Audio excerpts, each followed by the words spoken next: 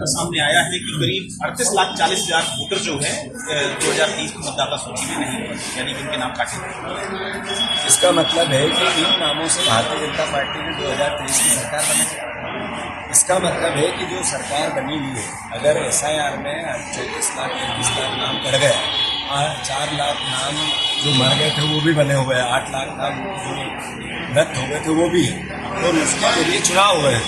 मैंने जो सरकार बनाई वो चोरी की है, या फिर जो नाम काटे गए गरीबों के वो गड़बड़ है, दोनों में से एक तो हुआ होगा। तो इसका मतलब है कि प्रदेश की जनता जाने देखे कि जो राहुल गांधी जी बात इस देश के सामने कर रहे हैं, तो बिहार के रिजल्ट प्रभावित किए गए ये मैनिपुलेशन से। इस देश में स्वतंत्र और निष्पक्ष लोकतंत्र बनाना है तो बैलेट पेपर के साथ चुनाव कराना अत्यंत जरूरी है। कांग्रेस पार्टी ने जो आचार संहिता के साथ जो वोटर लिस्ट का फीस की बात करी, उस पर काम करना बहुत जरूरी है।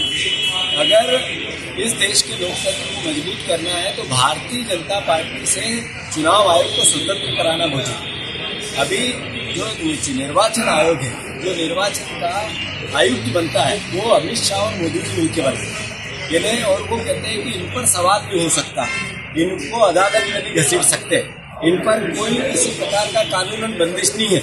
ये मैसेज है कि चुनाव आयोग भारतीय जनता पार्टी अपने तरीके से चलाना चाहती है, उससे गुलाम रखना चाहती है। उसको जब तक चुनाव आयोग को बीजेपी से स्वतंत्र नहीं कराया जा सकता, निष्पक्ष चुनाव के आस नहीं किया जा सकता।